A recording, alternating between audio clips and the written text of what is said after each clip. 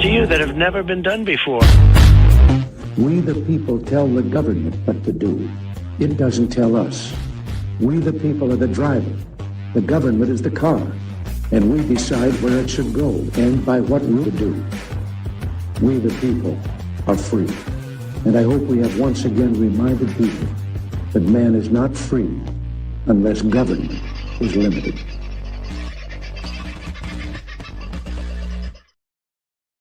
Hello, folks. How are you? Got a cheeky little smile on your face today. I know a lot of you have. I've been speaking to plenty of you.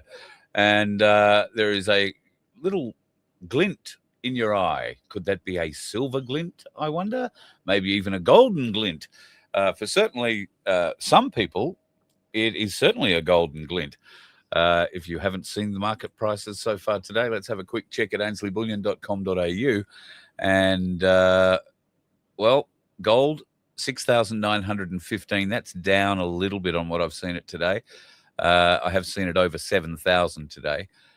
Silver, the spot price currently sitting at $134.19. But if we go to the marvelous machine that tells me what's going on in America and other places, tells me that the US dollar price for an ounce of silver on the commodities market at the moment is basically $90, 89.7, 0.8, 0.9. And it has been over 90. There have been peaks nearly at $91 in America today.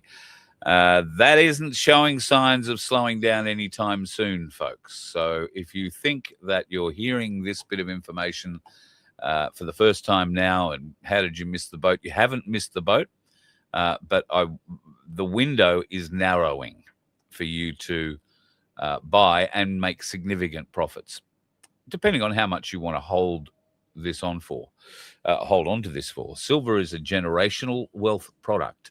So it's the kind of stuff you want to invest in, not now for next week or next year.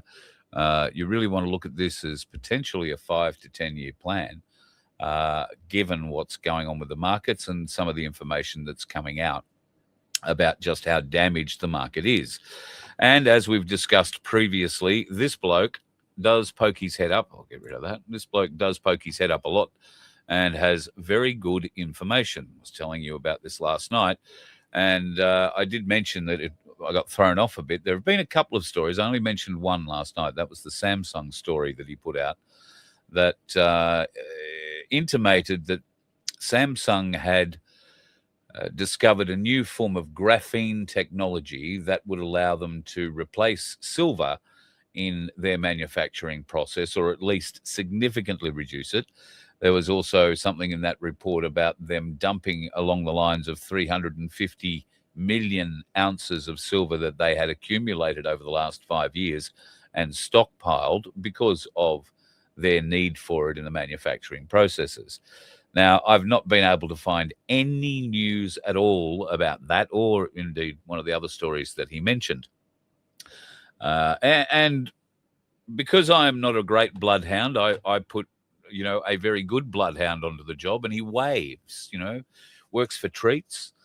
It all comes out pretty cool in the end. How are you, my very good friend, Vincenzo? Very good, just panting like a good little puppy dog. Be careful. There are single women out there who'll be getting all upset at seeing you do that, and I'll be knocking on your door. Yeah, they'd have to find me first. I know his address, ladies. I can be bought. Cross my palm with silver. That has a whole new meaning today, doesn't it? That has a whole 30 new pieces, meaning. and that's really, really a lot of 30 pieces of silver nowadays. Yeah. My word. So, all right, we had a bit of a discussion this morning again about this Samsung thing, you and I, and we were doing a bit of research online together. What we found out is essentially absolutely the opposite to what Asian guy was saying in that report about Samsung. And that is that they have been doing investigations into graphene, but the biggest announcements that Samsung have made most recently are about new battery technology. And Vince, what does that mean? Well, their new battery technology involves silver, not so much graphene. Graphene is not a very durable product as far as high tensile strength is concerned. So it's no good in connections or any of that sort of stuff.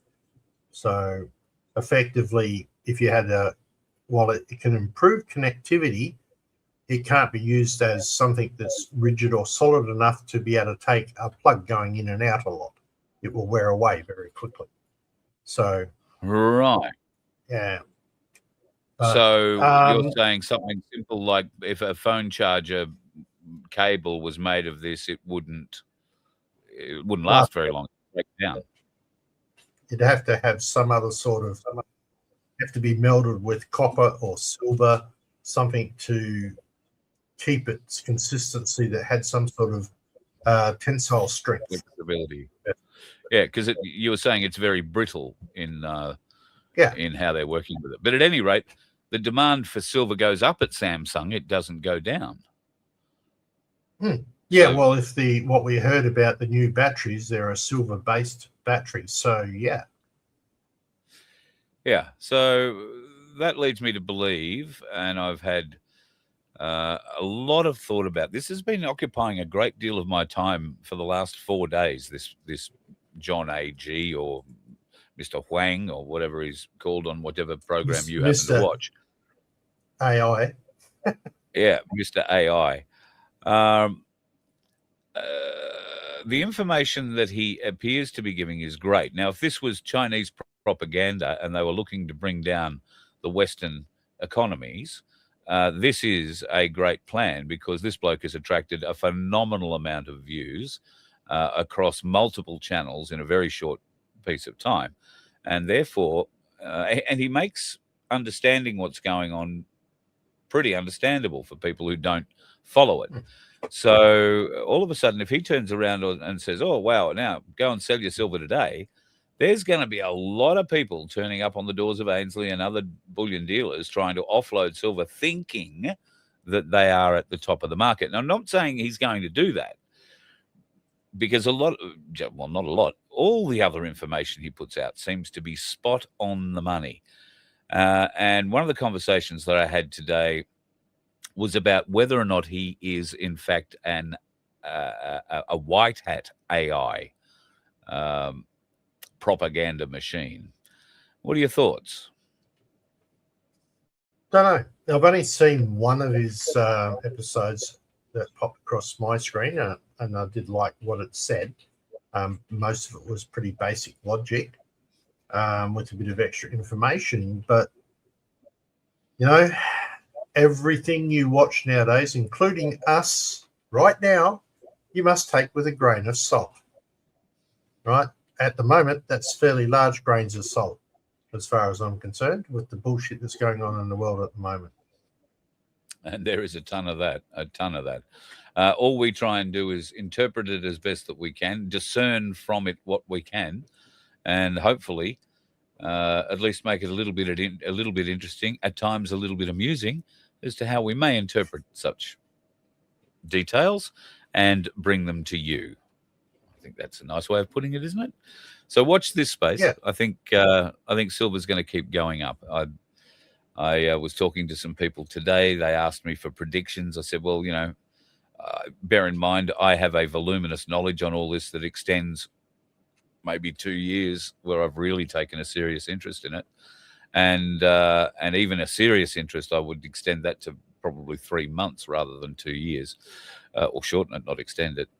So I don't claim to have all the knowledge. I certainly don't give out financial advice. But when asked today what my interpretations are, given what's happening in the market, I expect that silver is, let's talk Australian dollars for a minute. I expect that in Australian dollars, silver will go to $150 at least by the end of January, if it doesn't do it in the next 4 to 5 trading days, which will also put it not too far from the end of January. But I expect by the end of January, at least 150 Australian dollars an ounce. Now, by the end of February, because there's a lot more crap going down in the COMEX market in February when it comes to the futures market, there are calls or puts, I don't know which way it works, But the people who've been selling the fake paper on the markets have to find that silver in February. And there are 2 different dates in February where big commercial banks have to find big, large amounts of silver. And there just isn't large amounts of silver in their vaults to find. There was a bit of news put out this afternoon by John A.G., but it has been backed up in other blogs that I've seen later. I haven't watched them all this afternoon, but it appears that the US Mint has released information that says they are no longer going to be trading in silver. They have suspended silver trade while they figure out a pricing model for it. They haven't mentioned any supply problems, but this is about the first time in history something like this has ever happened, and that the supply of silver has been suspended, or the sales of silver have been suspended out of the mint. Now, that's what these 2 different sources that I have seen in the last hour or so have come out and said. I went to the US Mint site and tried to buy a American Eagle. They are very happy to take your money, but they don't have any delivery. So the site appears to still be in operation, where if the Mint had actually suspended operations, you wouldn't think they'd be selling them and saying, pay us now, you'll get it on the Never Never. So another bit of interesting information, but it now seems to be coming from a different source as well. I haven't had time to look. I think that one is Silver Slayer, who looks like a real human while he's delivering it. So that's the second source that I had pop up this afternoon. Maybe some of you have watched Silver Slayer. You might know whether or not there's much value to him or not. I personally have seen about 3 minutes of that report just to understand that he was saying pretty much the same thing, that the US Mint has suspended the sales of silver until they can figure out a pricing model that works. Now, that is financial circles speak for we don't have the silver to sell you. If you come to us and say we're going to buy this, that, and the other, we don't have enough of it to trade with you, particularly for retail sales and the kind of coins collectors, all that sort of stuff go for. They're not selling any of it. And that is because there is going to be a phenomenal call by the US military establishment for all the silver they can get their hands on. There is also going to be a phenomenal call from large financial institutions, big hedge funds, like the biggest institutions in the world are going to be calling for large amounts of silver. And then, of course, this is going to place a run on the market like we're seeing now, where people are lining up. If I'd told you 6 months ago that just after Christmas you'd be lining up to spend $135 of your money to buy an ounce of silver, you'd have roared laughing at me and told me what sort of a freaking idiot I was. And yet here we are. So don't discount the fact that many people believe this train is pretty much unstoppable at this point. It needs to find parity with gold. It is pushing gold up as well. And the mainstream media, for the first time, I've noticed, are just starting to talk about this. Now, last night I brought up a story about how they were attributing the jump in gold yesterday to Donald Trump and his announcement of an investigation into the head of the Fed, Jerome Powell. They are still pushing that rhetoric, although now they're also highlighting the fact that Trump might want to take over Greenland, might invade Greenland, that he's looking at Cuba and he's looking at Colombia. He is also potentially in a rather interesting predicament with Venezuela, given that Russia and China both have interests in that part of the world. Trump doesn't seem to give a flying hoot about it because he's sent forces after Russian dark oil tanker fleets, picked off 3 oil tankers that had been loaded and were heading back to China, where they were going to deliver that oil, I believe, because Russia has no real need to go and get oil out of Venezuela. They produce enough of it themselves and of very good quality. But who knows, maybe a bit of it was going back there. So what Trump is doing is putting a big squeeze and trying to get a lot of cash out of people, trying to keep the American dollar in a position of power. But I think he's fighting a very, very, very, very, very sad losing battle. And I don't think he's fighting it to win, just between you, me, and the gatepost. I think there has to be so much market manipulation. Sandy, God love you. Thank you so much.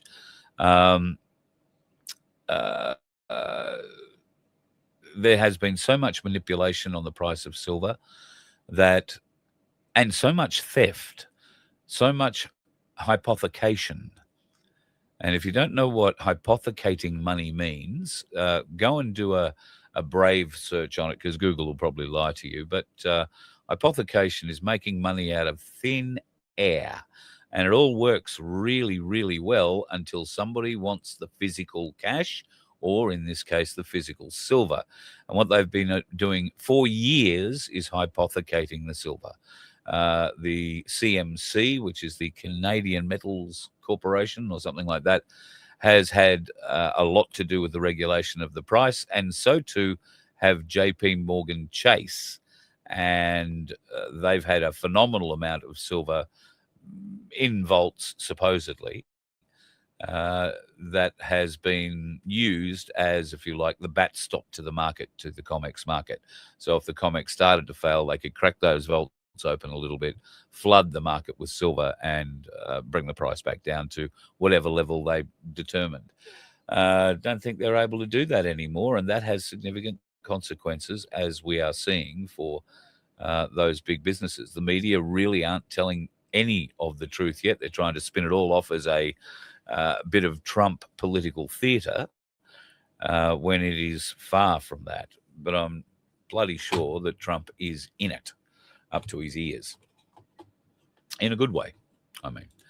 All right, let's have a look at what's this? So you're a bit behind on the show. The best con is the long con. Yeah, I do agree with that. Being accurate for a long time, and then Mr. AI gives a bit of sell. Large silver sales drives prices down. Those in the con then buy in the dip.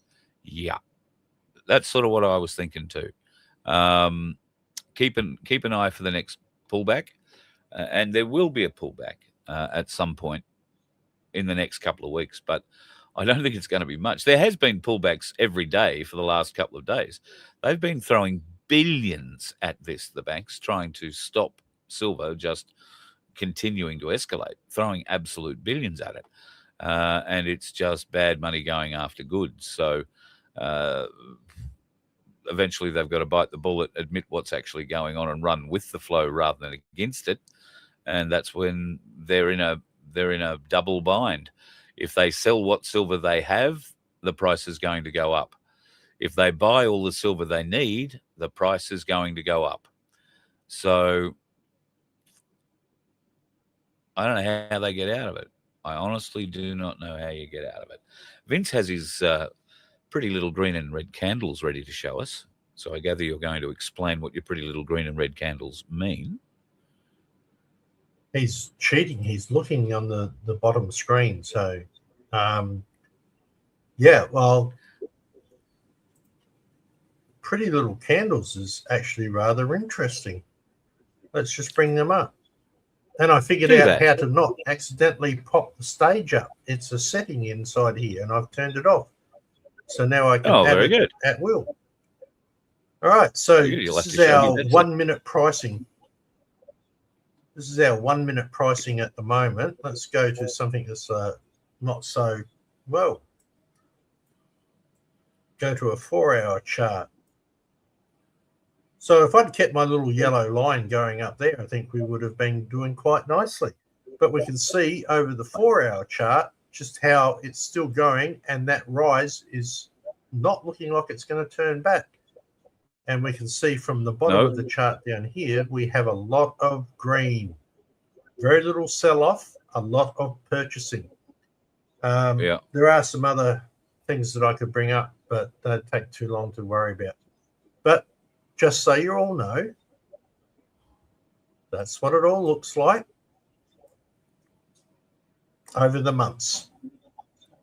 How many months is that we're looking at there? Well, that's from May last year through to now. Right. So that's the rise. It's Look been at the curve. it's been an upward trend the whole time, but The last 6 months, Yep. it's really kicked. Really, quite significantly. So, And and we're going to see. you see that little. Sorry, You're right. Carry on. I was just going to draw people's attention to the little flashing numbers down the bottom of the screen. 90. It changes from white to green to red occasionally. That's the US dollar fee per ounce, and it's changing by the second. Today, that was going green, green, green, red, red, red, red, red, red, red, red, green, green, green, green, green, green, green, green, green, red, red, red, red, red. You could see the money that was being poured into it to try and slow or stem the flow, if you like, and it was just being gobbled up. Any silver that was thrown on the market was devoured immediately by people, retailers, both private buyers like us, but commercial interests as well. And that's what I was getting at before. When the time comes and there is a crunch and governments have to do something about the price of silver, you can be guaranteed that the government will get their silver first. The big banks will get whatever's left, and we will get access to nothing of it. They will enact new laws, just like they're doing, and we're going to talk about here very shortly, and they will be able to push them through with great haste and speed, unless we, the people, do something about these bastards, folks. And with a bit of luck, sooner rather than later. What are we looking at here? That's the gold-silver ratio. It's down at 51.43 now. I like seeing that. That's a very steady line as well. Somebody said to me today, when it hits 43, I'm going to go and buy gold. And I said, okay, well, do that. But I'd wait a bit. Wouldn't be surprised if it got to 30 and or less. I wonder how far back I can go.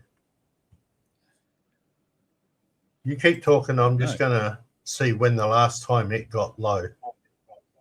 Okay. So the historical side with silver dating back to the days of Yo was $15 or 15 ounces for an ounce of gold, 15 ounces of silver for an ounce of gold.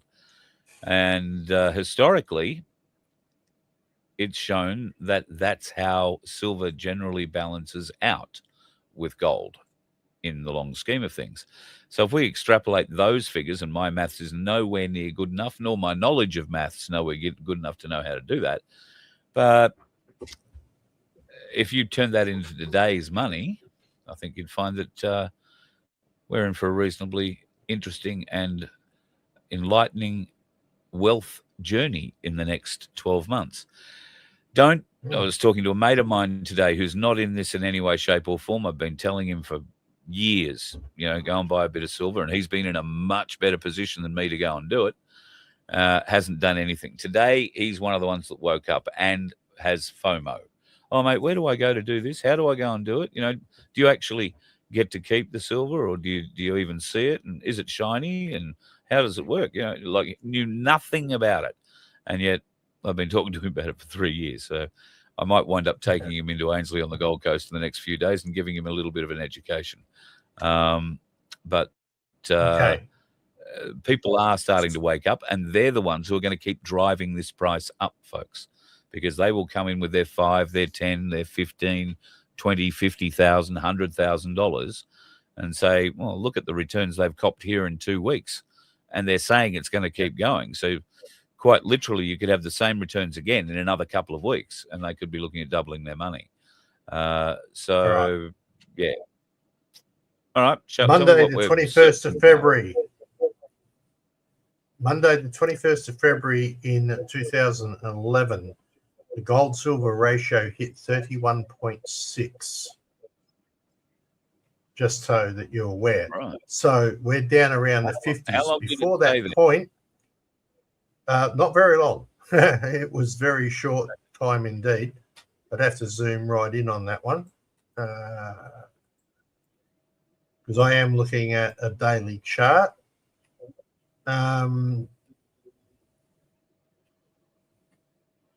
So basically 21st of April was down there, bounced out on the 11th of May. So it was there for about 14 days.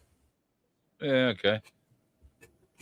All right. So, Okay. but that's just an interesting piece of And the one before that will be information. 2008. Right. Well, I didn't So- see that. I hadn't gone back that far. Yeah, Because no, my the chart doesn't GFC in go back that far. 2008. That'll be the other one. But yeah, well, I would say we're probably looking at something very similar. Well, it's the same pattern. Look at it. Drop down there. Yeah. Massive drop down there. Drop down there. You can see the same pattern. It's boom, boom, boom, boom, little rise, then down. What are we looking at here? Yeah. Right? Down. We haven't had our little rise yet. So it's probably going to go up a bit, and then it may drop further. So it is quite feasible. Yeah. The pattern's there. Oh, yeah. Yep, I agree. Yeah, I think gold-silver ratio definitely, very high possibility of getting below 50 in the next couple of days. So hopefully that'll keep people pretty happy with their silver investment. And like I say, plenty of time to still go in and be part of that, folks. AinsleyBullion.com.au, you can do it all online. Yes, there are certain things that you can order and they can't deliver at the moment because it's being produced. The Perth Mint is the slow point in this production process, folks. And you might ask yourself, why is the Perth Mint the slow point? It is because out of the entire Australian mint's production in Perth, only 5% of it comes to the Australian market. The rest of it is produced for the overseas market. And they have huge orders for that.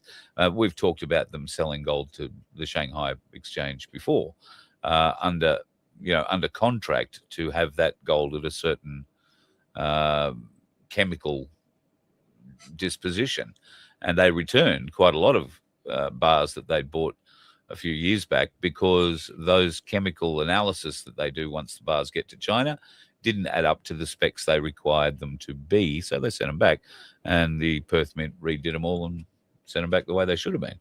So Perth Mint turns out does a lot of that, not just for that particular country, but also for Switzerland, Italy, I believe, America. We sell a lot of our gold to America as well. So the production is going out the door to some very big orders that are going straight overseas. So if the bullion train is going to derail, why Roxby Downs expanding the metal processing by 4 times? There you go. And other news out of Roxby Downs is that contracts were put up a couple of years back, but have been, I think, recently touched up a little bit. But there is a line in, and I'm not sure if Pete sent it, but I'll try and dig it out and have it for another show.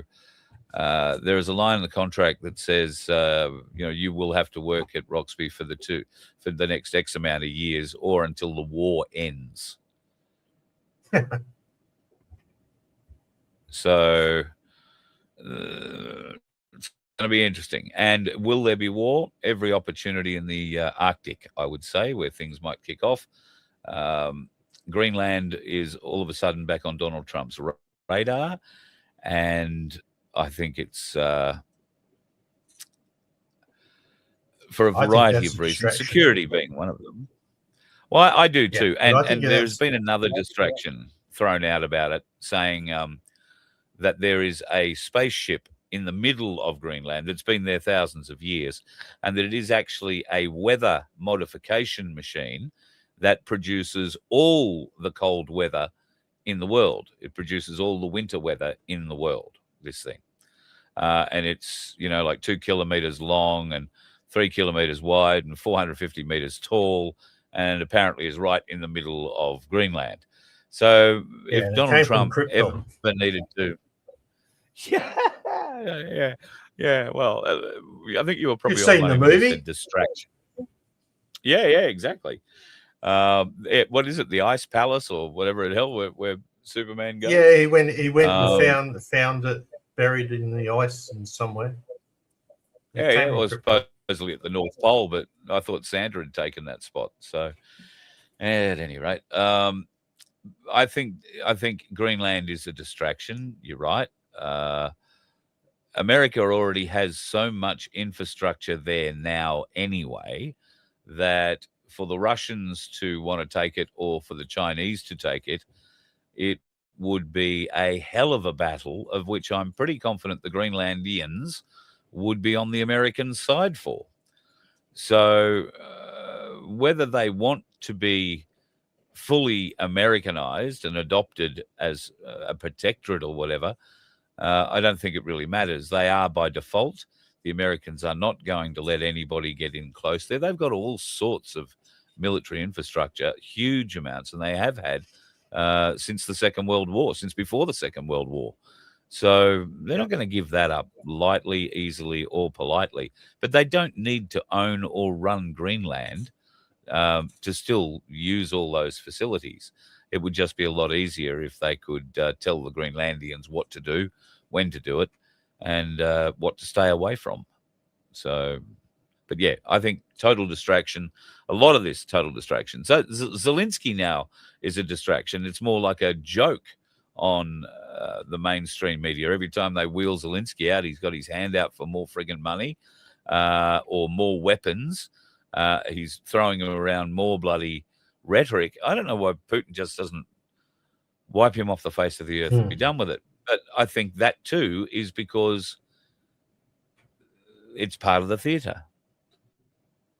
Well, it's part of the theatre. It's a bit of a thing. So well, there are the UK public have also.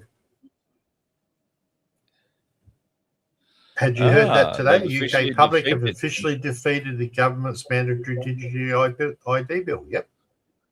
I'd like to know how they've officially done it, because the last I saw, Keir Starmer was addressing the the UK Parliament, telling everybody how demonic X is and how it needs to be banned. Yeah, grow it back. So, no, apparently one of the ministers has come out from the government, from the various senators or lower house representatives. They had an open letter signed by 50 plus people, and Keir Starmer's come out saying he won't be enforcing the mandatory ID. Very good. So they've made him Very step good. down. Very People good. power. Very good. Well, people of Victoria, you need to start exercising that yourself. Apparently today at 10:15 in Victoria, that stupid bitch that runs the state, or at least gets the paycheck for supposedly running the state, turned up at Alexandra and all the internet went off. And then when she left, all the internet came back on. When asked about it, the local politician said, we had to turn it off because of the misinformation. Misinformation? Yeah, that was coming out of her mouth. Yeah. Might it have been turned off so that live streamers couldn't catch the locals screaming shame at this piece of shit as it waltzed around through their town, pretending to care? Absolutely guaranteed. They didn't want any of that. I hope these people were smart enough to record it, and that we do start seeing some of that leak out over the next day or so, now that their internet has been restored, because misinformation isn't stopped by turning off the internet.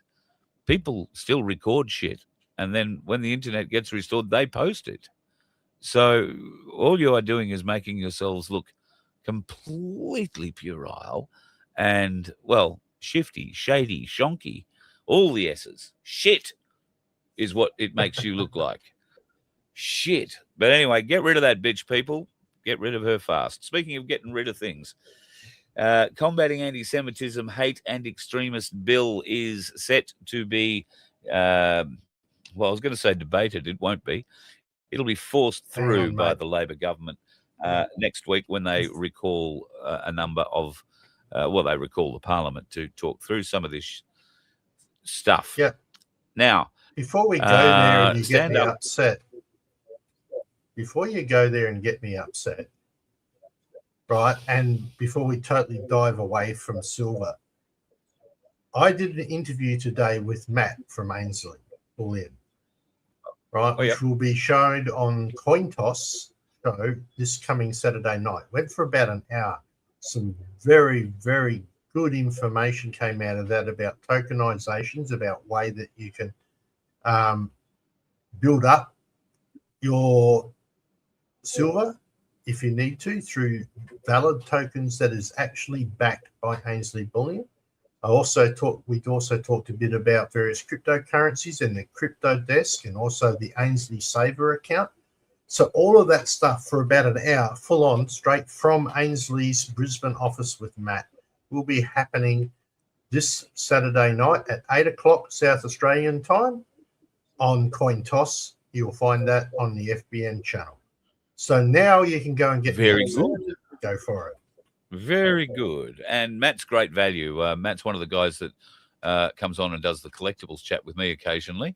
But Matt is right into crypto, and he's probably a good reason that he's the guy who heads the crypto department, I think, at Ainsley. So I'm very interested to learn more about the tokenization side of things and how it's backed by Ainsley. So I'm looking forward to checking that out on Saturday night myself. It'll be very good indeed.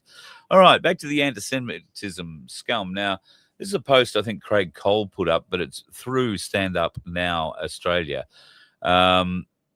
These submissions have to be put in by tomorrow. Submissions close, I think, at 4 o'clock. Oh, yep, 4 o'clock Australian Eastern Daylight Savings Time tomorrow. Now, what would you be making a submission about? You're making a submission about combating anti-Semitism, hate and extremist bill, and we have put that bill or a link to it up on the Voice of Freedom website, vofhq.com. If you would like to go and have a read of that, it's 144 pages long and pretty dry viewing, but it's well worthwhile having a bit of a look and seeing just how this is going to affect you, particularly if you are a gun owner, particularly if you are just a basic Australian, because Vince and I have had a cursory glance through some of this proposed legislation, and it has a lot of things to say about groups, be that religious groups or ethnic groups or cultural groups. And one of the groups that I think most of us are pretty concerned about are Australian groups, white Australian groups. Sorry, we don't recognise that. Do we get the same protections? No. And, well, I don't think we will under these supposed new laws that they're going to bring. I don't think we'd get them now anyway, but we're certainly not going to get them under these laws. So, as I said in the blurb for the show, all Australians, all law-abiding Australians are going to be punished by this Albanese sleazy pack of criminals, all because they are inept, they are incapable of adult politics. What we are viewing here is university or high school grade politicians playing out their fantasy, running a country and fucking it inside out. And smiling while they do it, making all sorts of excuses and giving reasons why it has to be done this way. They're like gaslighting rapists. These people, gaslighting rapists. Anthony Albanese and his rape team. Because they are raping our nation blind. There's one of our patrons here actually put up something. I'll put it up on the screen. New name for Albaloo Sleazy now is Albuquerque. Yeah. Well, Albuquerque, not such a bad name. I think I've taken all the bikini ones out at the moment. But oh, what a shame! That would have been a perfect dig. Yeah. I mean, if you can't handle the heat, get out of the fire, you asshole. Sorry. Yeah, well, I'm going to finish the show with a little elbow one tonight, which I think is probably one of the most apt, most accurate descriptions of Albanese. And so watch for that one at the end of the show tonight, folks. Now, this whole anti-Semitism crap has to be stopped. We have a number of politicians who are already sitting and have already come out and said they will not support this legislation. Canavan is one of them. Antic is another one of them. Babbitt is not supporting it. Barnaby Joyce has come out against it. I'm assuming so too has Pauline Hanson. I haven't seen anything. And it might be Malcolm wrong Robertson, to Pauline, assume both. anything. Right. So Gerard Rennick, you were saying you saw something with him today. He has some reservations about One Nation, and that will lead us into our next little piece, Vince, while I go. Dun, dun, dun, dun, dun, dun, dun. Go on. Pauline There Hanson, it is. One Nation. Well, there is I got New South Wales there. I should have got the national one. But so Pauline Hanson's One Nation. We were talking the other night about their huge increase in appeal, shall we say, to the Australian voters. Those voters seem in particular to have deserted the Liberal Party en masse and have headed straight to One Nation. There are many who are watching this show now that don't believe that voting is a way forward. We've not been able to vote our way out of this because the votes are controlled. The people are controlled that get in there. We are never going to be able to find our way out. And then there are those like yourself, Vince, who would argue that we have to give it a go. We've got to try doing something. All right. Well, Pauline Hanson has put herself in a position to be a very good chance at gaining second tier or first tier party preference sort of powers in the next election if they can maintain this level of support for the next couple of years, 2.5 years. Now, let's assume that they can and not only keep this level of support, but they can increase it. What would we consider to be a successful outcome if Pauline Hanson were to be elected and One Nation were to be given the honour, the privilege of leading this nation? What do we need to see in the first term of a One Nation government that would placate people like me who don't feel that there is a voting solution possible because the system is too corrupt? So what do we need? So we've got it up there on the website at vofhq.com. Just click on that One Nation banner and you'll be able to make a comment and put in what you think the KPIs, the key performance indicators, need to be. Now, I popped one in there earlier today, which basically says we need to get out of the UN, the WEF, and the WHO immediately. That's a pretty basic one to start off with.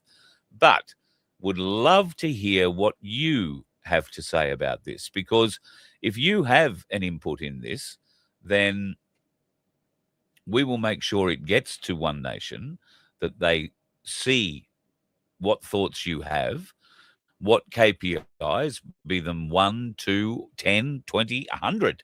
What do we need to see that will give we, the skeptical voters of Australia, bearing in mind that at the last federal election, there were nearly 5 million Australians who didn't even bother turning up for the sausage. All right? Check that. 5 million. Hey? Oh, hang on. One Nation came out against it. Pauline Hanson has donated $2 million to the victims and the families from Bondi. Wow, where'd she get $2 million from? Just wondering.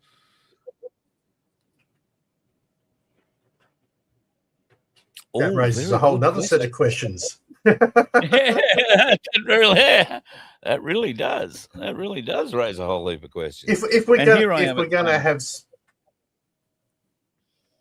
Sorry, mate, go. Here I am at the moment fighting a battle.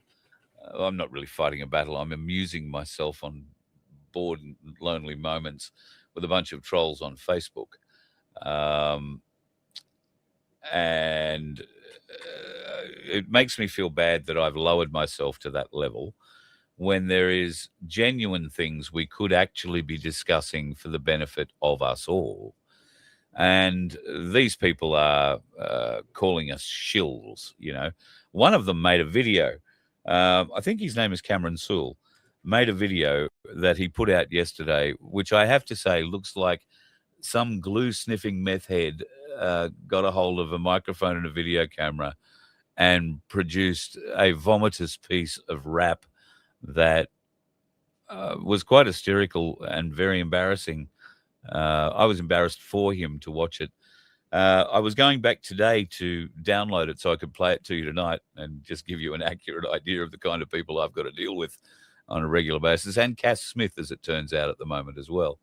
But this fella has had a change of heart, and he's managed to take it off everywhere.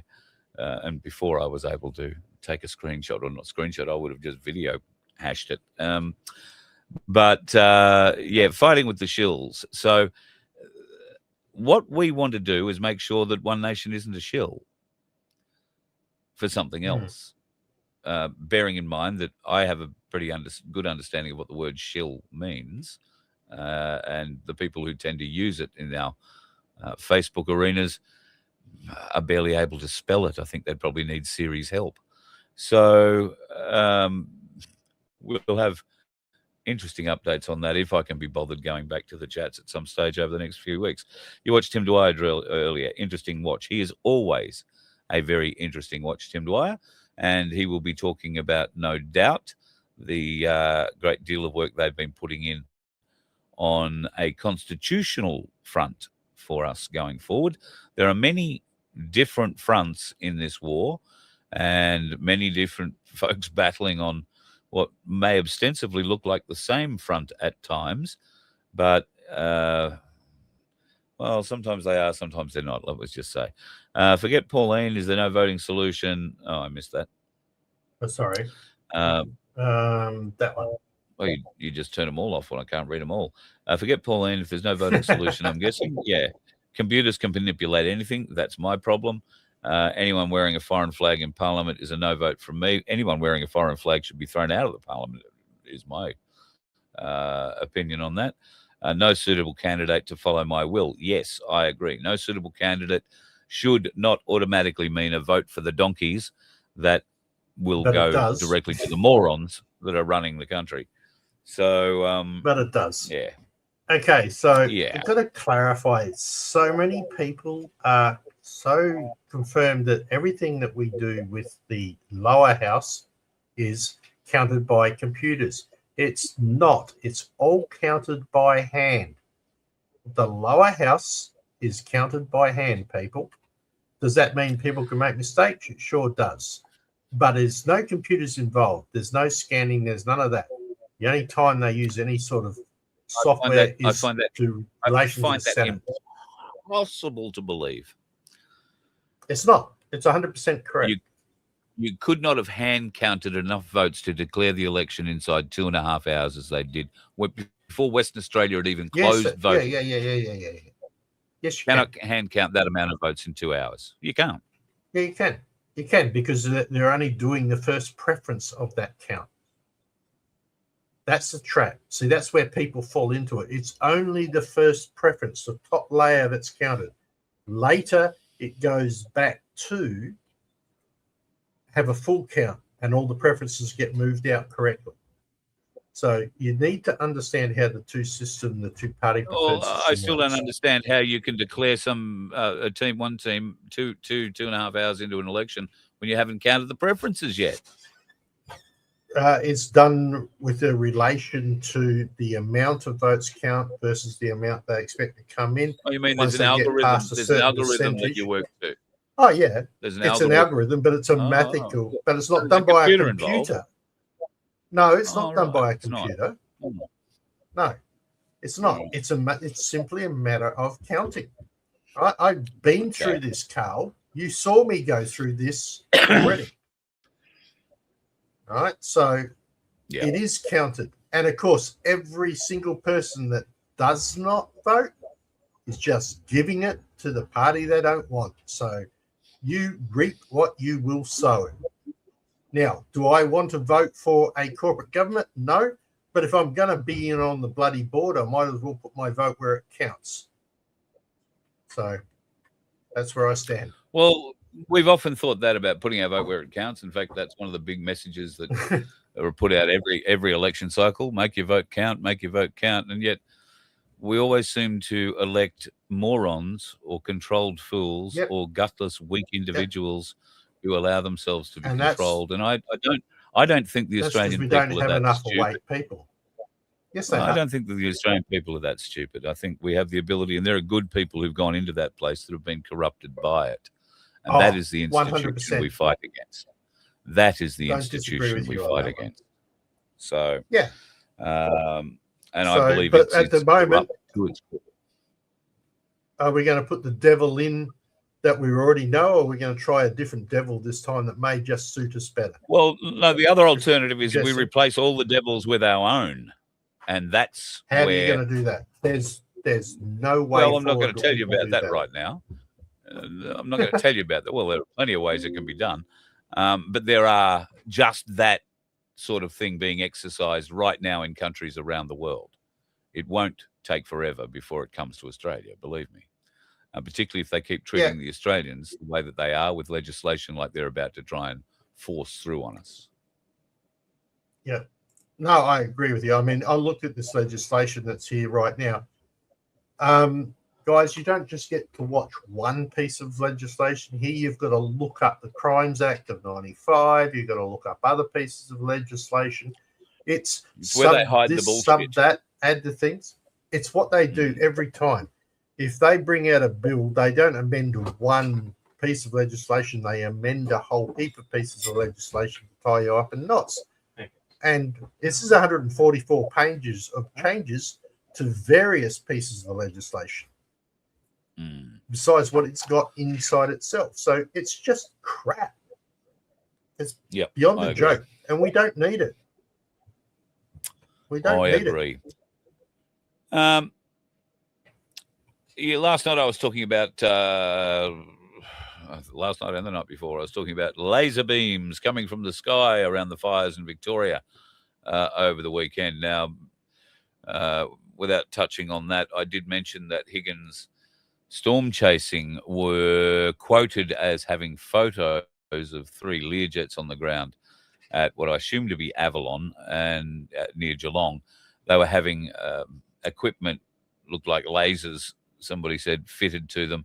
A post was made that apparently was taken down by Facebook, and I haven't been able to get a hold of Higgins storm chasing at all. But what I have been able to do is find out how the CFA works in Victoria with live tracking of fires.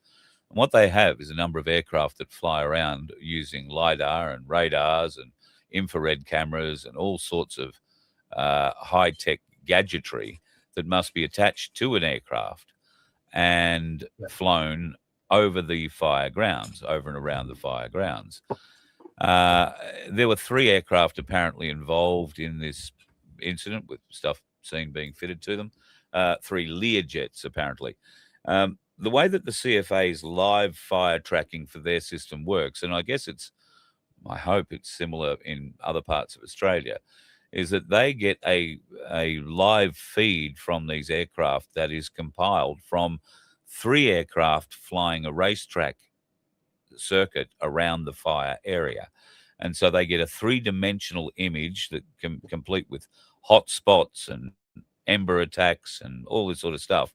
And these aircraft were flying in a 600 by 250 kilometer cone, if you like, around the fire zone areas. I believe those aircraft that were taken, photos taken on the ground, were involved with the CFA. They weren't carrying any lasers or technology that was starting the fires. So put that out of your mind if that's the case. I'm not saying there aren't things flying around with lasers on them, but I don't think that they landed at Avalon Airport, just between you, me, and the gatepost. Well, it's good to correct yourself when you're not quite right. Yeah. Have you got anything else you would like to add tonight? No, there's lots of things I'd like to add, but whether I should say them on air with the new legislation coming in is another thing. right?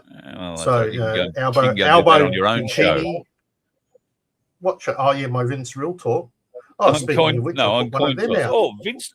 Yeah, one of your talk shows. Yeah. The Real Talk came out today with That the way you can extra get part of yourself that banned. information for. Yeah, don't need you to do it for me. No worries. But yeah, Love to help so you. we put out the a little 15-minute or 30-minute video of those prices again that we did on the show the other night. So that's now up and being posted. And that went live today at 5 o'clock on YouTube or YouTube or whatever you want to call it. So go give that a like and subscribe. We're trying to get those hours up, guys. We need 1,000. Oh, no, it's more than that. I can't remember. A certain number of viewing hours, and we're halfway there.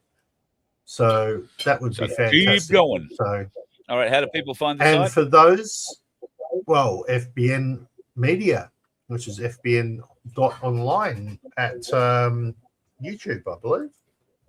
You had to ask me that question. Now I don't know. Fine. Well, if you're going to promote yourself, you've got to figure out how to promote yourself. Oh, right. How long did it take you to get our website correct?